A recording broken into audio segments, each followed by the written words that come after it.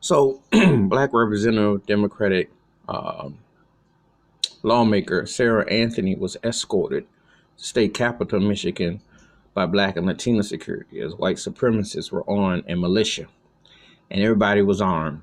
And Anthony was quoted saying that she's never experienced anything like it, probably to feel like out the Twilight Zone.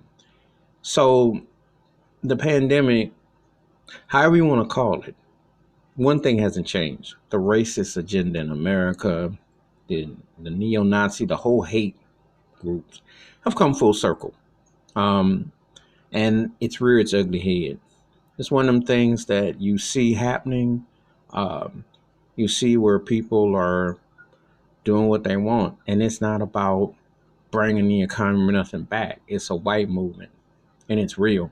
I've seen it state to state across, and when racist Trump got on Twitter and said liberate Michigan, he brought the skinheads and the racism with him.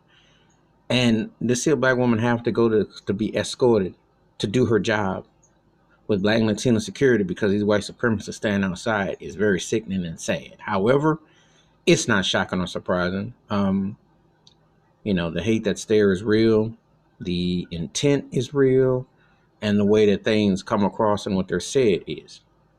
And Trump will play dumb and senile and goofy on you and act like he can't understand the jargon and lingo of what he says.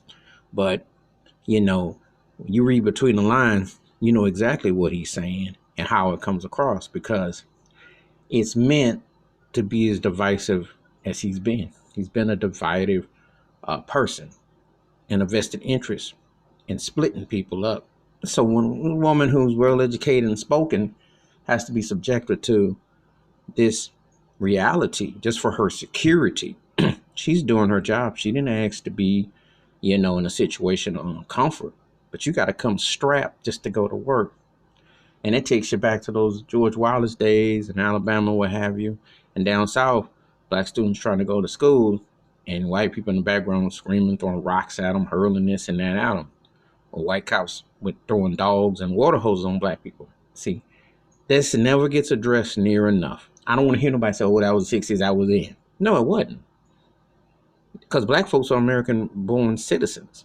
Every right to have a say and a voice. You don't have no right to treat like second-class citizens forever, especially when, we're very much a part of this country, whether you like it or not. So I applaud Sarah Anthony for taking that stance and doing her job, but also being escorted. Much respect to those cats who came in as security, because this foolery is horrible. But it's also an underbelly and a current of white privilege, and it's a sad but true reality. All right, that's my thoughts and takes about black lawmaker Sarah Anthony being escorted with security against white supremacists. It's in Michigan. Give me your thoughts and your takes. Hit that like and subscribe when the bell rings in the video. Wash your hands, keep your mind clear, watch out for one another. And the hate never went away.